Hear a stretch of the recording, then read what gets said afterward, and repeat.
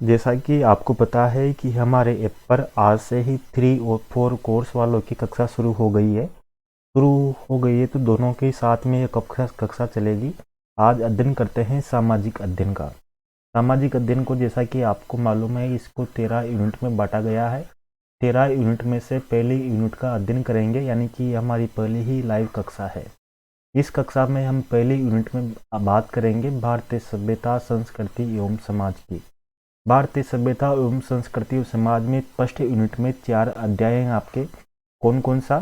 सिंधु घाटी सभ्यता, वैदिक संस्कृति, जैन बौद्ध धर्म और महाजनपद काल। सिंधु घाटी सभ्यता और वैदिक सभ्यता आपके पहले में था, लेकिन जैन और बौद्ध धर्म और महाजनपद काल आपके इस बार जोड़ा गया है। तो इस बार पहले अध्ययन करते हैं सिंधु घाटी सभ्यता का, क्योंकि आपकी इसमें से 2 या 3 क्वेश्चन आपकी इन चारों टॉपिक में से जरूर आएंगे। सिंधु घाटी सभ्यता का अध्ययन करें उससे पहले हम इसको 4-5 भागों में बांट लेते हैं, ताकि इसको पढ़ने में आसान रहेगा। पहला, खोज से संबंधित, काल से संबंधित, नामकरण से संबंधित, उद्भव से संबंधित, विशेषताओं से संबंधित। बाद में इसके जो स्थल है सिंधु घाटी सभ्यता के, उनके बारे में विस्तार से अध्ययन करेंगे। देखिए, खोज के बारे में बात करें तो खोज में इसमें बहुत सारे विद्वानों के नाम आते हैं। पहला विद्वान तो था चार्ल्स मेसन, उसके बाद में था बल्टन महोदय, उसके बाद में था अलेक्जेंडर कनिंघम। उसके बाद में बात करते हैं जॉन मार्शल। इस तरह से आपसे क्वेश्चन पूछ सकते हैं कि सिंधु घाटी सभ्यता की खोज के क्रम में इसको क्रम में जमाइए। तो पहले आता है चार्ल्स मेसन, उसके बाद में बल्टन बंधु, उसके बाद में अलेक्जेंडर कनिंघम, उसके बाद में जॉन मार्शल। देखिए, पहला नाम चार्ल्स मेसन का किस तरह से आता है, क्योंकि सर्वप्रथम जब वर्तमान में तो पाकिस्तान, लेकिन उस समय भारत का हिस्सा था पाकिस्तान, तो उस समय चार्ल्स मेसन ने दौरा किया था। तब इन्होंने उस क्षेत्र में जहाँ पर अब वर्तमान पाकिस्तान में हड़प्पा और मोहनजोदड़ो है, तो इनको लगा कि यहाँ पर कुछ पुरातात्विक स्थल हो सकते हैं, लेकिन इनका अनुमान ही था, यानी कि इन्होंने ये नहीं बताया था कि यहाँ पर सिंधु सभ्यता है या हड़प्पा सभ्यता है। यानी कि इनका अनुमान था, लेकिन इन्होंने ये नहीं बताया स्पष्ट रूप से कि यहाँ पर सिंधु घाटी सभ्यता है, लेकिन अनुमान था इनका चार्ल्स मेसन का 1826 में। उसके बाद में बल्टन बंधु थे। बल्टन बंधुओं ने 1856 में, यानी कि बल्टन बंधु से दोनों ने जो वर्तमान में पाकिस्तान में 2 शहर है, 2 शहर कौन कौन सा, एक तो कराची और एक लाहौर। कराची और लाहौर के बीच में इन दोनों ने 1856 में एक रेलवे लाइन बिछाई थी। कराची पाकिस्तान में समुद्र के किनारे एक तटीय शहर है, तो इन दोनों शहरों के बीच में एक रेलवे लाइन बिछाई थी। तब उस रेलवे लाइन की ईंटों का उपयोग सिंधु घाटी सभ्यता की जो अवशेष थे, यानी कि टीले थे, उनकी टीलों की ईंटों का उपयोग बल्टन महोदय ने किया था, लेकिन इनको भी मालूम नहीं था कि ये सिंधु घाटी सभ्यता थी। इसके बाद में अलेक्जेंडर कनिंघम ने ये पता लगाया कि यहाँ पर एक पुरानी सभ्यता हो सकती है, लेकिन ये भी पूरी तरीके से जानकारी प्राप्त नहीं कर सके। उसके बाद में बात करते हैं जॉन मार्शल, यानी कि इनका नाम मुख्य रूप से लिया जाता है। क्यों लिया जाता है? देखिए, जॉन मार्शल 1921 की बात है, तब ये भारतीय पुरातात्विक विभाग के प्रमुख थे, यानी कि भारतीय पुरातात्विक विभाग के प्रमुख थे। तब इन्होंने उस क्षेत्र की, यानी कि जो वर्तमान पाकिस्तान में है, उस क्षेत्र में, यानी कि सिंधु क्षेत्र में इन्होंने खुदाई का कार्य प्रारंभ करवाया। अब इसको मैं पेन का कलर चेंज कर लेता हूँ, ताकि आपको ठीक रहेगा। पेन का कलर चेंज कर लेते हैं।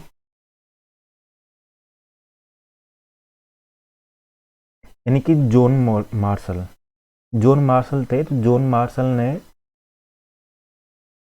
1921 में खुदाई का कार्य प्रारंभ करवाया। खुदाई के प्रारंभ कहाँ करवाया? सिंधु घाटी सभ्यता में, सिंधु घाटी सभ्यता में, ठीक है। लेकिन सिंधु घाटी सभ्यता में भी 2 मुख्य स्थल थे, एक था हड़प्पा और एक था मोहनजोदड़ो, ठीक है, मोहनजोदड़ो। अब यहाँ से बहुत अच्छे क्वेश्चन बनते हैं। कैसे? हड़प्पा सभ्यता का खुदाई का कार्य इन्होंने दिया दयाराम साहनी को, और मोहनजोदड़ो की सभ्यता का इनको कार्यभार सौंपा राखलदास बनर्जी को। अब यहाँ से ही क्वेश्चन बनते हैं आपके क्वेश्चन क्या बनते हैं कि सिंधु घाटी सभ्यता की खोज किसने की, तो आपके क्वेश्चन आएगा उसका आंसर रहेगा जॉन मार्शल। लेकिन अगर आपसे पूछे कि हड़प्पा सभ्यता की खोज किसने की, तो दयाराम साहनी उसका आंसर रहेगा। अगर आपसे पूछे कि मोहनजोदड़ो की खोज किसने की, तो राखलदास बनर्जी उसका नाम आएगा, क्योंकि जॉन मार्शल ने तो सिंधु घाटी सभ्यता की खोज की थी, लेकिन इसके जो स्थल थे हड़प्पा और मोहनजोदड़ो, इसकी खोज अलग अलग विद्वानों ने की थी। अब राखलदास बनर्जी कैसे याद रखोगे, क्योंकि दयाराम साहनी और राखलदास बनर्जी में आप कंफ्यूज हो सकते हैं, इसलिए मोहनजोदड़ो में ज है और राखलदास बनर्जी में पीछे ज है, तो दोनों में ज मिल रहे हैं, जिससे आप ध्यान रख सकते हैं कि इसकी खोज किसने की थी। ये आपको समझ में आ गया होगा कि खोज संबंधित सिंधु घाटी सभ्यताओं में आपको ध्यान रखने हैं। अगली बात करते हैं काल की। काल के संबंध में हम बात करते हैं जॉन मार्शल और 6 कार्बन पद्धति से। एक तो अपन को जॉन मार्शल का जो काल है वो अपन को ध्यान रखना है, क्योंकि जॉन मार्शल का जो कालक्रम जिन्होंने सिंधु घाटी सभ्यता को बताया वो महत्वपूर्ण है। क्योंकि ये सिंधु घाटी सभ्यता की जो खोज करता थे, इस कारण इनका कालक्रम ध्यान रखना है कि इन्होंने कालक्रम कितना बताया। 3250 बीसी पूर्व से 2750 बीसी पूर्व इन्होंने कालक्रम बताया। उसके बाद में सी कार्बन पद्धति के द्वारा, यानी कि सी कार्बन पद्धति क्या है, यानी कि C40 कार्बन पद्धति से जीवाश्म की आयु का पता लगाया जाता है। जीवाश्म की पद्धति के माध्यम से, यानी कि इसकी सी कार्बन पद्धति के आधार पर जो इस सभ्यता का कालक्रम माना गया वो 2300 से 1720 ईस्वी पूर्व तक माना गया। अब आपके समझोगे कि बीसी क्या है और एसी क्या है। देखो, एसी का मतलब होता है ईस्वी और बीसी का मतलब होता है ईसा पूर्व। ठीक है, यानी कि जैसे आपके 0 है, 0 से अभी तक आपकी ईस्वी चल रही है, यानी कि आप 2021 में आ गए, यानी कि आप ईस्वी से यानी कि 2021 पूर्व आ गए। अब इसके पीछे यानी कि 0 से पहले वाले भाग को अपन 20 यानी कि ईसा पूर्व कहते हैं। यानी कि जैसे 2300 ईस्वी पूर्व, यानी कि 2300 पहले, यानी कि 0 से 2300 वर्ष तो है और 2000 वर्ष है, तो दोनों को प्लस करोगे तो आपके लगभग 4300 वर्ष पूर्व की बात है। यानी कि 4300 से 5000 वर्ष पूर्व सिंधु घाटी सभ्यता अवशेष में थी, आपको ध्यान रखना है। जिसका समर्थन किसने किया, डीपी अग्रवाल महोदय ने इसका समर्थन किया। इस तरह से आप ज्ञात कर सकते हैं इसका कालक्रम क्या था। तो आप मुख्य रूप से माने कि अगर आप देखोगे अलग अलग किताबों में, तो आपको मानना है कि सिंधु घाटी सभ्यता का कालक्रम 2500 ईसा पूर्व से 1700 ईसा पूर्व के बीच में आप मान सकते हैं। ठीक है, अगली बात करते हैं। अगला देखते हैं नामकरण। देखो, इसके नामकरण में अलग अलग मत प्रचलित है। एक है सिंधु सभ्यता, एक है सिंधु सरस्वती सभ्यता, एक है हड़प्पा सभ्यता। अब तीनों के नाम में अपन कैसे देखेंगे। देखिए, सिंधु सभ्यता इसका नाम क्यों पड़ा। देखिए, आप जितनी भी सभ्यताएं देखेंगे, चाहे आप मिस्र की जो सभ्यता है, नील नदी घाटी की सभ्यता, या चीन की सभ्यता जो आप देखोगे हांगुहो सभ्यता, ये सब सभ्यताओं के नाम नदियों के नाम पर ही पड़े। यानी कि देखिए आप, यानी कि मिस्र की सभ्यता भी नील नदी घाटी की सभ्यता कहलाती है, चीन की सभ्यता भी हांगो नदी की सभ्यता कहलाती है। तो उसी तरह जो भारत की जो सभ्यता है वो सिंधु नदी के नाम पर ही सिंधु घाटी सभ्यता कहलाती है। ये आपको ध्यान रखना है। अगली बात करते हैं कि इसको हड़प्पा सभ्यता क्यों कहा गया। हड़प्पा सभ्यता कहने का कारण ये है क्योंकि सर्वप्रथम ये देखा गया है कि जितने भी प्राचीनतम स्थल होते हैं, अगर कोई भी प्राचीनतम स्थल खोजा जाता है तो खोजने के क्रम में उसका नामकरण किसके आधार पर किया जाए, यानी कि विद्वानों में मतभेद होते हैं। मतभेद होने के कारण फिर ये तय किया जाता है कि जो भी स्थल, यानी कि जो भी स्थल सबसे पहले खोजा गया उस स्थान का, उसके नाम पर ही उस सभ्यता का नाम दिया जाता है। तो सिंधु घाटी सभ्यता में आपको पता है सबसे पहले कौन सा स्थल खोजा गया, हड़प्पा खोजा गया। तो सबसे पहला स्थल हड़प्पा खोजे जाने के कारण आपको पता है 1921 में इसको किसने खोजा था, दयाराम साहनी ने। मैंने आपको बताया था कि जॉन मार्शल के नेतृत्व में दयाराम साहनी और राखलदास बनर्जी ने 2 स्थलों की खोज की। दयाराम साहनी ने हड़प्पा की खोज की थी और मोहनजोदड़ो की राखलदास बनर्जी ने खोज की थी, आपको पता होगा।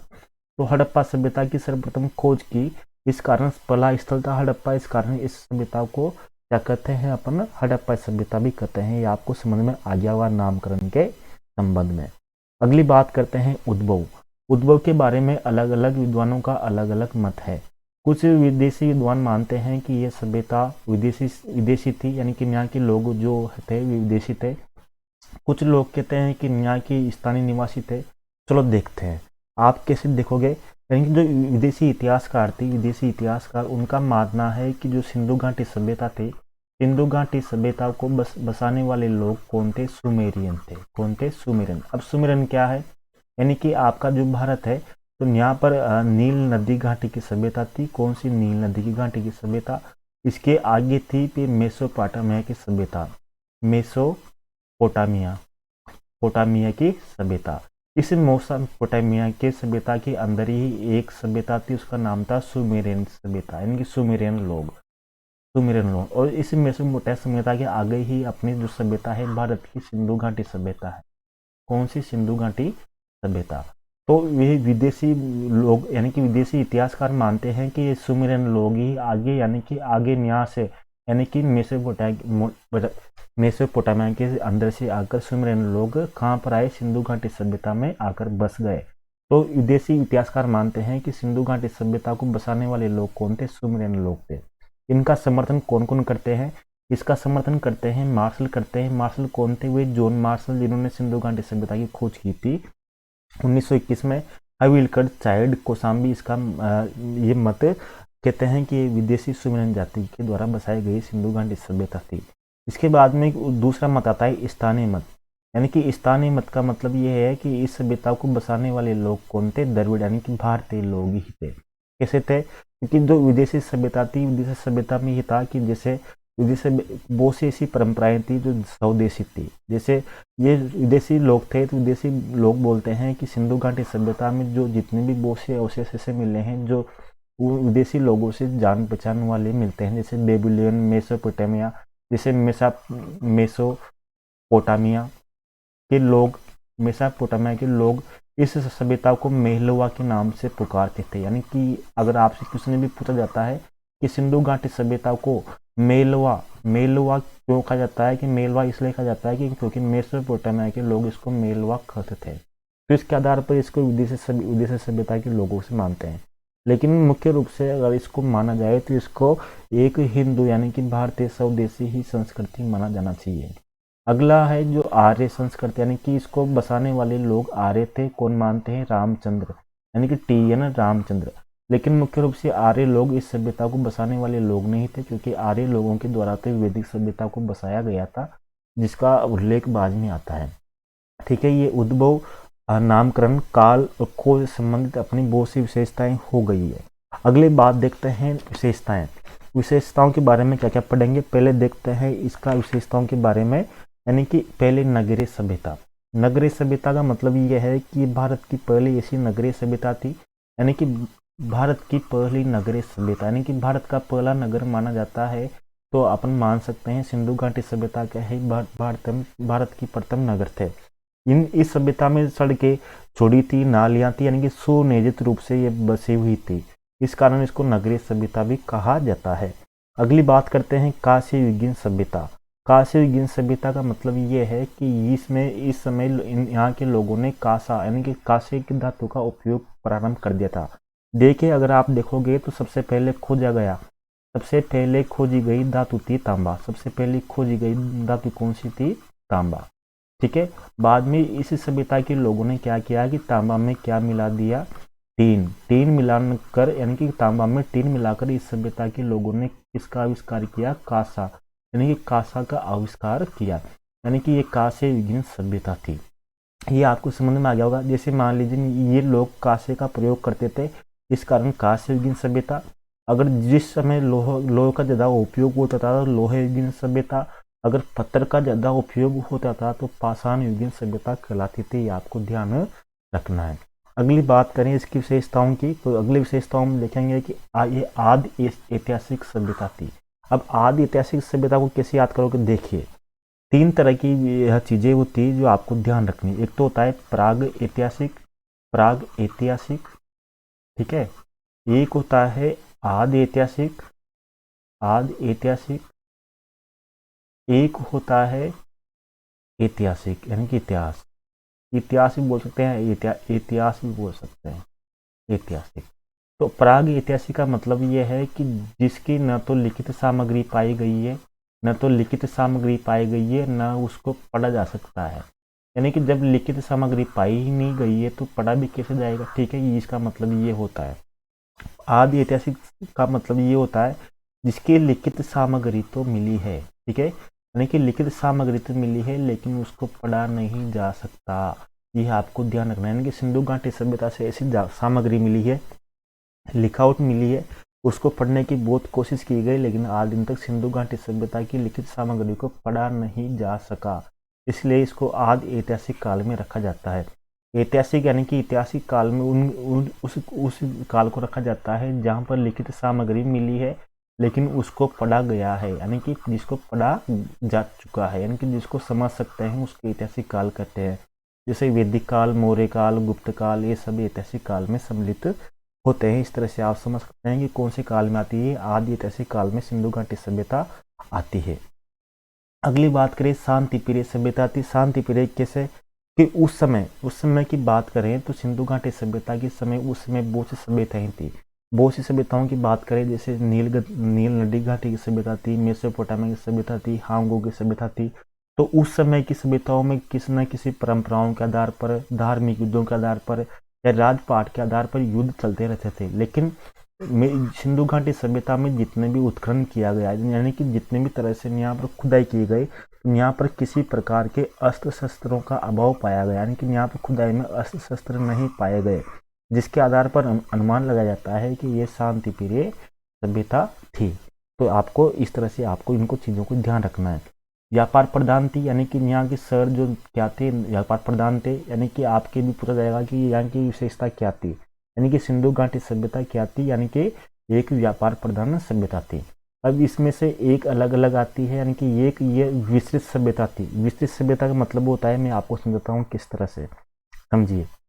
विस्तृत सभ्यता का मतलब मैं बताता हूँ आपको, इसको मिटा देता हूँ। विस्तृत सभ्यता कैसे थी, देखो इस सभ्यता का जो कहा जाता है कि ये सभ्यता लगभग 13 लाख वर्ग किलोमीटर क्षेत्र में फैली हुई थी। कितने लाख किलोमीटर में? 13 लाख किलोमीटर क्षेत्र में सिंधु घाटी सभ्यता फैली हुई थी। उस समय जो नील नदी घाटी की सभ्यता थी या फिर मेसोपोटामिया की सभ्यता थी, इन दोनों सभ्यताओं को मिलाकर, यानी कि अनेक सभ्यताओं को मिलाने के बाद में भी सिंधु घाटी सभ्यता बहुत बड़ी सभ्यता थी। देखिए, जो सिंधु घाटी सभ्यता थी ये ऊपर से, यानी कि जो भारत का नक्शा बना देता हूँ मैं, भारत का ऐसे ही नक्शा बना देता हूँ, ठीक है।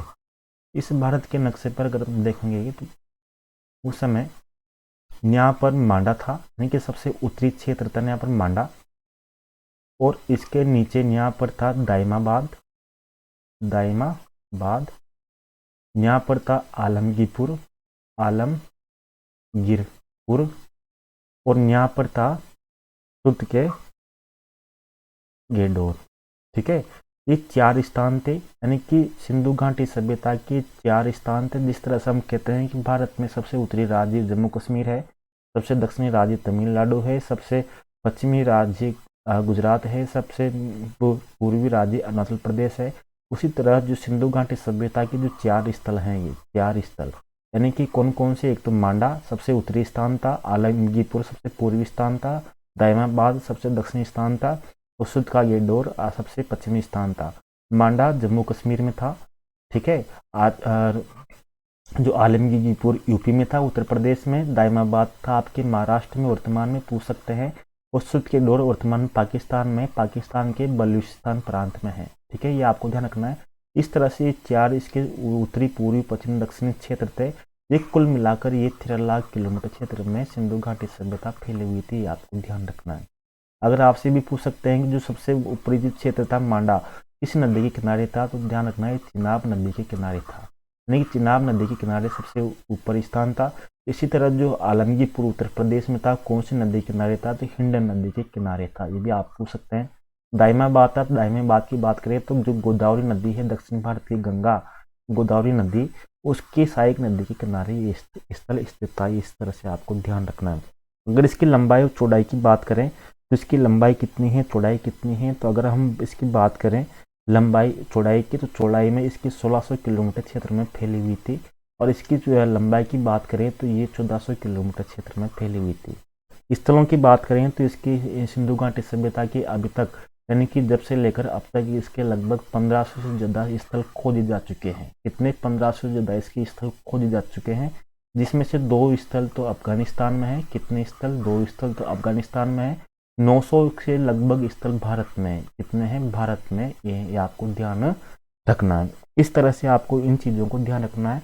आगे चलते हैं। जो मैंने आपके कोर्स में बहुत से नोट्स ऐड कर रखे हैं, तो आपको उनको भी समझता जाना है। मैं इसकी पेन की जो इंक चेंज कर लेता हूँ ताकि आपको उसको समझाने में दिक्कत नहीं आएगी। चलो चेंज करता हूँ मैं इसकी, ताकि आपको दिक्कत ना आए। चलो आगे देखो नोट्स में क्या समझना आपको सिंधु घाटी सभ्यता में। देखो मैंने यहाँ पर सिंधु घाटी सभ्यता में बहुत सी चीज़ों को ऐड कर रखा है। इसमें मैंने दे रखा है कि उत्तरी अफगानिस्तान यानी कि गुजरात, बलूचिस्तान, वो इस तरह से मैंने बता रखा है कि ये आपकी सिंधु घाटी सभ्यता इस तरह से फैली हुई थी। यानी कि मांडा मैंने बताया, मांडा इधर आपको बताया, मैंने क्या बताया, सुध के दौर, यहाँ गुजरात में भी बताया था आपको, महाराष्ट्र में दाइमाबाद, इस तरह से आपको मैंने चीज़ों को बताया था, आलमगीर बताया था। इसमें देखो जोल मार्सन ने यानी कि जोल मार्सन ने इसको कितने बताया। देखिए जोन मार्सन ने इसको अलग अलग भागों में बांटा है। देखिए कहाँ निकल गया, ये रहा। ये देखिए जोन मार्शल मैंने यहाँ दे रखा है। इन्होंने अलग अलग कार्यक्रम बताया, इसका डप्पा नाम दिया। सर्वप्रथम जोन मार्शल ने, रोमिला थापा ने इसको इसका कार्यक्रम ये दिया। ठीक कारण पद्धति के आधार पर है कि जो DC अग्रवाल मैंने आपको बता ही दिया। इसी तरह आपको ये भी ध्यान रखना है कि कृषि और पशुपालन, कृषि और पशुपालन करते थे, तो कृषि में किन किन का इनको ज्ञान था। तो कृषि में इनको गेहूं और जौ के बारे में जानते थे, यानी कि गेहूं और जौ की इनको साक्ष्य प्राप्त हुए हैं। कपास और राई, यानी कि आप देखिए गेहूं और जौ तो खाद्यान्न में आते हैं, कपास और राई आपके व्यापारिक में आते हैं। आपके फल फ्रूट की बात करें तो खजूर, अनार, मटर का इनको ज्ञान था। यानी कि गेहूं और जौ यानी कि खाद्यान्न फसलों में तो केवल गेहूं और जौ खाद्यान्न फसलें होती ऐसी होती है जिनको हम खा सके, और कपास राई ऐसी होती है जिनको हम उगा यानी कि अपन को व्यापार कर सके। ठीक है, यानी कि इन फसलों का इनको ज्ञान था। पशुपालन की बात करें तो पशुपालन में आप देखोगे इनको कौन कौन से पशुओं का ज्ञान नहीं था। जैसे इनको घोड़े का ज्ञान नहीं था, गाय का ज्ञान नहीं था। धातु में बात करें, धातु में इनको लोहे का ज्ञान नहीं था। अगर लोहे का ज्ञान होता तो ये कौन सी युग में आती? ये लोहे युग में आती, लेकिन इनको कांसे का ही ज्ञान था, इस कारण इनको कांस्य युग सभ्यता भी कहते हैं। गाय का इनको ज्ञान नहीं था, घोड़े का ज्ञान नहीं था, इस कारण यहाँ पर इस सभ्यता में अश्वमेध एक का प्रचलन नहीं था। यानी कि अश्वमेध एक का जब ही प्रचलन रहेगा जब उनके पास घोड़े होते, यानी कि इस सभ्यता में घोड़े नहीं थे, इस कारण अश्वमेध एक का भी यहाँ प्रमाण नहीं मिलता है। ये आपको ध्यान रखना है। इसी तरह यहाँ पर उस्त्रोवेदन यानी कि यहाँ पर लिपि थी, यानी कि बुस्त्रोवेदन एक लिपि थी, यानी कि उसको भाव चित्रात्मक लिपि भी कहते हैं। भाव चित्रात्मक लिपि का मतलब ये होता है जिस पर जो लिपि होती है उस लिपि पर यानी कि जो चिन्ह मिले हैं उस चिन्हों पर क्या है, पशु पक्षियों के यानी कि मानव पशु पक्षियों के चित्र मिले हैं, जिसको भाव चित्रात्मक लिपि भी कहते हैं।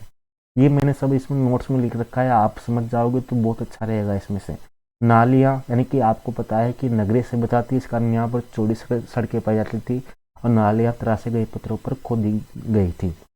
अलग अलग जैसे मोहनजोदड़ो है, तो मोहनजोदड़ो में एक सभा भवन पाया गया, इनको बाद में देख लेंगे आप। मैं आपको मोटा मोटा समझा देता हूँ।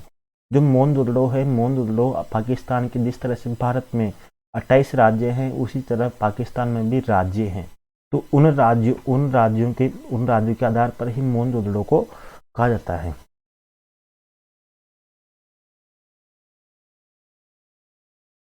उन राज्यों के आधार पर ही, यानी कि जैसे मोहनजोदड़ो जैसे भारत आपको देखोगे कि मोहनजोदड़ो पाकिस्तान के जिस तरह से भारत में राज्य है, उसी तरह पाकिस्तान में भी राज्य है। तो मोहनजोदड़ो है पाकिस्तान के सिंध राज्य में है, यानी कि कौन से राज्य में है? सिंध राज्य में है। तो सिंध राज्य में होने के कारण है कि सिंध से संबंधित जितने भी क्वेश्चन आएंगे उनमें मोहनजोदड़ो ही राइट रहेगा। जैसे आपसे पूछ सकते हैं कि मोहनजोदड़ो कौन से राज्य में है, तो सिंध राज्य में है। इसी तरह मोहनजोदड़ो का सिंध भाषा में क्या अर्थ होता है, यानी कि मृतकों का टीला, यानी कि मोहनजोदड़ो को मृतकों का टीला किस भाषा में कहा गया है? मृतकों का टीला सिंध भाषा में कहा गया है। ठीक है, इसी तरह आपसे पूछ रहे हैं कि सिंध में सिंध का भाग किसे कहा गया है, तो मोहनजोदड़ो को कहा गया है। सिंध का नकलिस्तान किसे कहा गया है, तो मोहनजोदड़ो कहा गया है, ये आपको ध्यान रखना है। इसी तरह इसमें एक पशुपति की मूर्ति मिली है सिंधु घाटी सभ्यता में, जिसको मार्शल ने कहा था पशुपति में, जिसमें चार यानी कि चार आकृतियां चीता की है, आपके गेंडा की है, आपके इसकी है हाथी की, आपको ध्यान रखना है। अगर आप देखोगे तो इसमें से आपके सिर्फ ध्यान रखोगे चीता, गेंडा, भैंसा, हाथी, आपके लगभग इन चारों पशुओं को आपको ध्यान रखना है कि चारों पशुओं की पशुपति पर आकृति मेल खाती है। साथ में ही आपको ध्यान रखना है कि इस सिंधु घाटी सभ्यता में जितने भी स्थल मिले हैं, इन स्थलों को मैं दूसरे पार्ट में पूरा क्लियर कर दूंगा इस बार में, तो आप समझ लीजिए कि आपको क्या क्या अगले पार्ट में मैं समझाऊंगा। जैसे आपको इसमें से बहुत से स्थल ऐसे है, कौन कौन से स्थल कहाँ कहाँ पर है। जैसे आपके लोथल जो गुजरात में है, रंगपुर भी आपके गुजरात में है, यानी कि रंगपुर, लोथल आपके कहाँ पर है, ये बंदरगाह थे गुजरात में है। ये आपको बालाकोट, सुदकेडोर, ये सब सिंधु घाटी सभ्यता के स्थल है। मैंने बताया आपके 1500 से अधिक आपके सिंधु घाटी सभ्यता में स्थल खोजे गए हैं, जिनमें से 900 तो भारत में है, 2 अफगानिस्तान में मिले हैं और बाकी पाकिस्तान में खोजे गए हैं। इसी तरह बनवाली में यानी कि यानी जल निकासी प्रणाली का अभाव था, यानी कि नल नालियों का अभाव था, जो भी है। इस तरह से आपको हर एक चीज़ों को आपको ध्यान रखना है। ये मेरे नोट्स में दिए हुए हैं।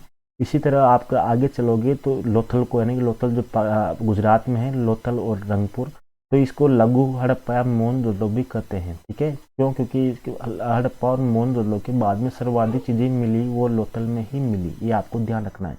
रोपड़ जो पंजाब में है रोपड़ को आधुनिक रूपनगर भी कहते हैं, या यहाँ पर है ना आधुनिक रूपनगर किसको कहते हैं, रोपड़ को कहते हैं। अब अगली बात करते हैं, इसमें से आपके किस तरह से क्वेश्चन पूछे जा सकते हैं। अलग अलग क्वेश्चन पूछे जा सकते हैं कि कौन सा स्थल कौन सी नदी पर है। जैसे इनमें से पहला क्वेश्चन तो आपके पूछा जाएगा कि निम्न में से कौन सा सिंधु घाटी सभ्यता का स्थल पाकिस्तान में है, और कौन सा, जैसे आपसे पूछ लेगा कि निम्न में से कौन सा स्थल पाकिस्तान में नहीं है। जैसे आपको बता दूं आपके कौन कौन से स्थल पाकिस्तान में है। हड़प्पा भी आपके पाकिस्तान में है, मोहनजोदड़ो भी आपके पाकिस्तान में है, चहुंदड़ो भी आपके पाकिस्तान में है, कोटदीजी भी आपके पाकिस्तान में है, अमरी भी पाकिस्तान में है। ये आपको ध्यान रखना है। ठीक है, गनेडी वाल भी आपके पाकिस्तान में, अशुद्ध गोल्ड भी पाकिस्तान में, यानी कि ये स्थल आपको ध्यान रखने हैं। आपको क्वेश्चन जरूर पूछ सकता है कि निम्न में से कौन से स्थल पाकिस्तान में है। इसके बाद में आपको इस 6-7 स्थल आपको ध्यान रखना है कि हड़प्पा, मोहनजोदड़ो, चहुंदड़ो, कोटदीजी, गनेडी वाल और अमरी और सुदकेडो। अमरी की बात करें तो अमरी में यहाँ पर एक सींग वाले गेंडे का अवशेष मिले हैं, यानी कि एक सींग वाले गेंडे के अवशेष कहाँ से मिले हैं, आपके अमरी से मिले हैं। इसी तरह चहुंदड़ो से आपके एक अवशेष मिले हैं जहाँ पर बिल्ली एक चूहे का पीछा करते हुए दिखाई दी गई है, ये आपको ध्यान रखना है। सुदकेडोर आपको पता है कि बलूचिस्तान में सबसे पश्चिमी स्थल था, आपको ये तो पता होगा इसे। उसके बाद में हड़प्पा पता होगा इसे आपको, पंजाब है, मोहनजोदड़ो आपके सिंध प्रांत में पाकिस्तान के, तो ये आपको ध्यान रखना है। इसके साथ साथ आपको क्या क्या ध्यान रखना है, यानी कि सिंधु घाटी सभ्यता में आपको ध्यान रखना है कि हड़प्पा कौन सी नदी पर है, मोहनजोदड़ो कौन सी नदी पर है। जैसे हड़प्पा कौन सी नदी पर है, रावी नदी पर है। ठीक है, इसी तरह मोहनजोदड़ो कौन सी नदी पर है, आपकी सिंधु नदी पर है। चहुंदड़ो कौन सी नदी पर है, सिंधु नदी पर है। कोटदीजी कौन सी नदी पर, सिंधु नदी पर है। नदियाँ भी पूछ लेते हैं, यानी कि आजकल एग्जामिनर का प्रश्न पूछने का तरीका अलग होता है। हमारा सिंधु घाटी सभ्यता से एक भी प्रश्न गलत नहीं होना चाहिए। बाकी मैंने नोट्स में जोड़ ही रखे हैं आपके। इसके अलावा कौन कौन से ऐसे स्थल है भारत के स्थल, एक तो पाकिस्तान के स्थल हो गए, यानी कि पाकिस्तान के जो सिंधु घाटी सभ्यता के स्थल हैं ये, यानी कि 6-7 स्थल आपको ध्यान रखना है पाकिस्तान में। भारत की बात करें, भारत में देखो यहाँ पर बुर्जू होम कहाँ पर है, जम्मू कश्मीर में, आपको ध्यान रखना है। यहाँ पर कुत्ते के यानी कि अवशेष मिले हैं। आपको रोपड़ पता है, रोपड़ पंजाब में सतलज नदी के किनारे, यानी कि यहाँ से क्या मिला है, इसको आधुनिक रूपनगर भी कहते हैं, इसको रोपड़ को। जिस तरह से लोथल को क्या कहते हैं, लघु हड़प्पा मोहनजोदड़ो भी कहते हैं। कालीबंगा आपको पता है हनुमानगढ़ जिले में है। बनवाली भी कहाँ पर है, आपके बनवाली, रोपड़, ये आपके राखीगढ़ी, आपको सबको ध्यान रखना है। धोलावीरा आपके रंगपुर, आपके लोथल, ये आपको ध्यान रखना। आलमगीरपुर, यानी कि बिल्कुल आपको याद हो गया होगा इन सब चीज़ों को, कौन कौन सी चीज़ें आपको ध्यान रखनी है। आगे बात करें तो आप कौन कौन सी चीज़ें ध्यान रखोगे इसमें सिंधु घाटी सभ्यता में। सिंधु घाटी सभ्यता की बात करें तो इसमें सर्वाधिक मोहरें कहाँ से मिली है? आपके मोहनजोदड़ो से मिली है। सर्वाधिक अभिलेख युक्त मोहरें कहाँ से मिली? हड़प्पा से मिली है। सर्वाधिक चित्र किसके मिले हैं? एक सींग वाले सांड के मिले हैं। सर्वाधिक चित्र किसके मिले? एक सींग वाले सांड के। एक सींग वाला सांड के अवशेष कहाँ से मिले हैं? अमरी से, आपको पता है। अमरीका कौन से देश में है? अभी पाकिस्तान में, मैंने आपको बताया पाकिस्तान में। ठीक है, ये आपको ध्यान रखना है। अब देखिए आपकी इसमें से दे रखे हैं कि इसमें शुभ लाभ स्वास्थ्य सूर्य पूजा के प्रतीक भी मिले हैं। आपके इंग्लिश बॉन्ड की घंटी भी मिली है। ये सब आपको दे रखे हैं।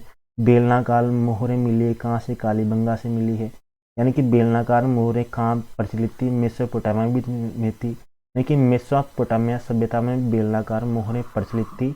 इस कारण कहा जाता है कि मेसोपोटामिया की सभ्यता का लोगों का संबंध सिंधु घाटी सभ्यता के लोगों से था।